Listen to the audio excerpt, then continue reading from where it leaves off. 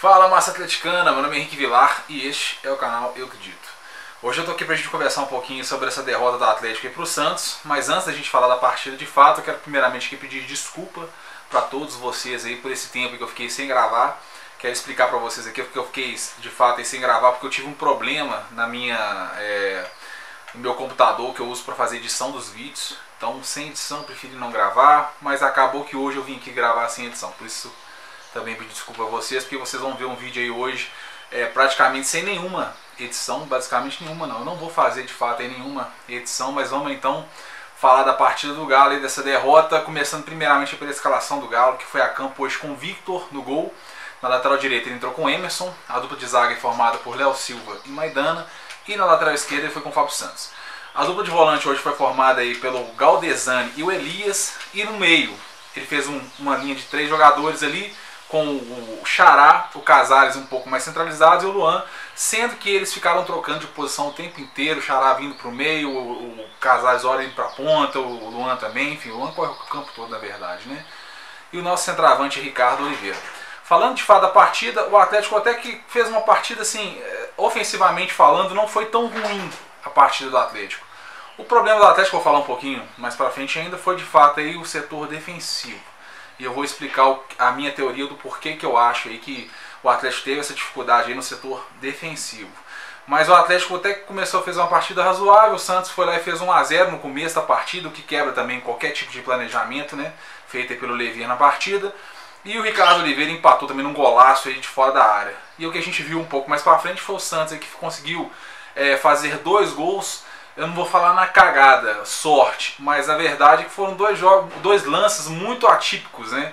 O próprio Léo Silva dando passe para o jogador do Santos fazer um dos gols. Então, assim, os gols muito parecidos, os 2 gols, né? E um atrás do outro também, talvez pelo fato do Atlético ter ficado desestabilizado ali após levar o segundo gol. Mas, enfim, o Atlético, a partida foi isso. Aí o Atlético no segundo tempo voltou muito melhor, conseguiu pressionar bem o Santos no segundo tempo e conseguiu aí chegar ao segundo gol num cruzamento, no escanteio batido pelo Casares, que a bola bateu no Pastor ali e entrou. O juiz acabou, na verdade, aí dando gol pro Pastor.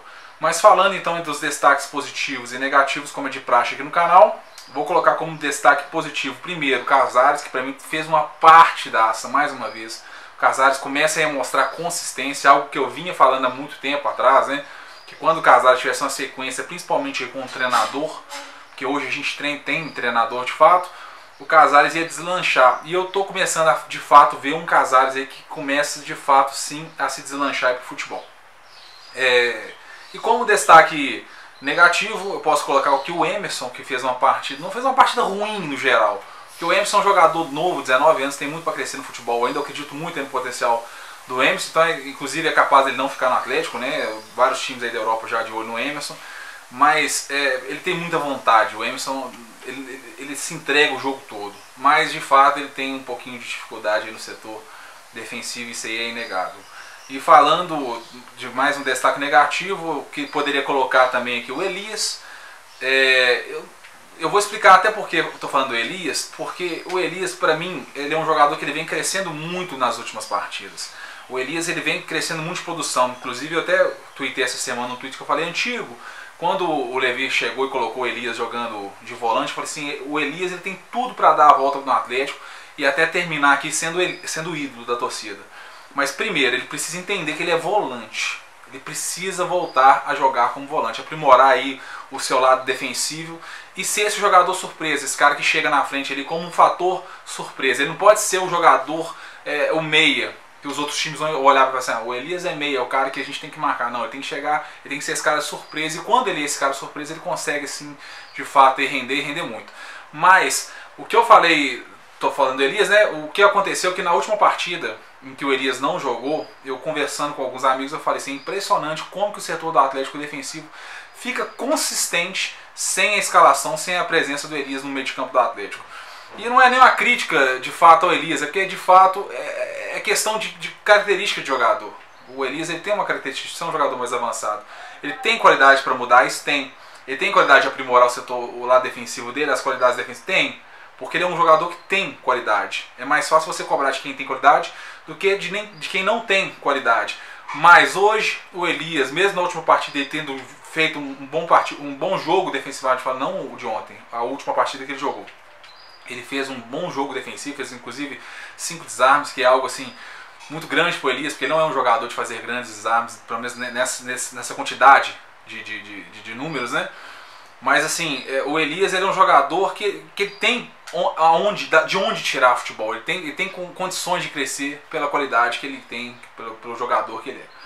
Então o Elias, se ele realmente conseguir aprimorar esse lado defensivo dele, ele vai agregar muito para o Atlético e vai conseguir virar a chave, mas isso ainda não é realidade. Então, de fato, ontem o meio de campo, a marcação do Atlético ficou muito frouxa. Uma porque a gente só tinha o Galdesani, né, que não é também um jogador com grandes características de marcação. A gente não tinha, de fato, ali, falando rasgado, a gente não tinha um primeiro volante marcador. Então isso deixou o nosso setor defensivo muito aberto e o Santos soube aproveitar e aproveitar muito bem.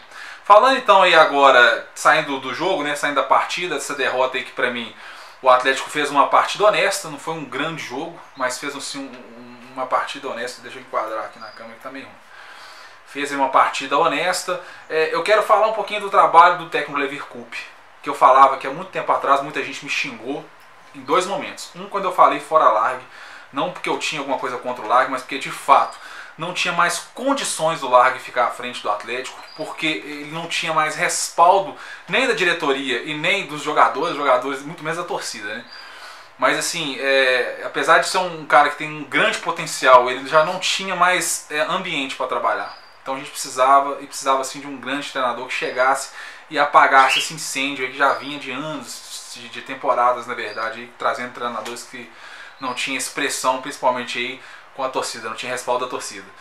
E falando então aí do trabalho do Levir, nesse caso o pessoal me xingou muito, e outro, quando o Levir chegou e o time começou a jogar mal, começou a perder, o pessoal já estava xingando o Levir. Eu falei, gente, calma, não é hora disso.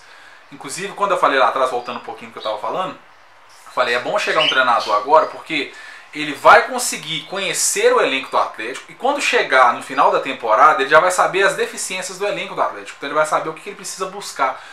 Ao contrário, se você tivesse trago um treinador no final da temporada, porque ele ia chegar, ele ia pegar o elenco sem conhecer, então ele não ia saber como mudar, como melhorar as peças, como melhorar o time, e isso aí ia demandar o quê? Mais uma temporada jogada fora. Então foi importantíssima a contratação do Levir agora, porque ele chegou em tempo de conhecer o elenco, e ele vai conseguir aí dar uma liga, mesmo que pouca, já deu na verdade, né? Liga para esse time aí, pra gente já ter uma base para a gente iniciar a temporada de 2009 com o pé direito, se possível, na Libertadores. Estou aqui secando hoje aqui o time aí do Atlético Paranaense, torcendo aqui fielmente aí pelo Ceará, mas enfim, é o nosso papel. E é uma pena, de fato, esse Atlético não alcançar essa vaga na Libertadores, porque o que o Atlético vem melhorando e vem jogando nas últimas partidas aí é de verdade de devolver para o atleticano, né, essa coisa da esperança, essa coisa da dignidade de ser atleticano. Então agradecer muito aí ao Levir mais uma vez aí, esse cara legal aí, por tudo que ele tem feito pelo Atlético aí. Mais uma vez pedir desculpa a todos vocês aí pelo tempo que eu fiquei sem gravar aqui pro canal. Vamos aí, gente, ó, acreditando sempre, com fé, porque o ano de 2009 promete e promete muito. Beleza? No mais, eu vou ficando por aqui. Até a próxima. Vou continuar gravando agora. Continuar não. Vou voltar a gravar com frequência agora. Beleza? Até a próxima. Um abraço aqui, ó. Fica com Deus. Ó, tchau. Fui.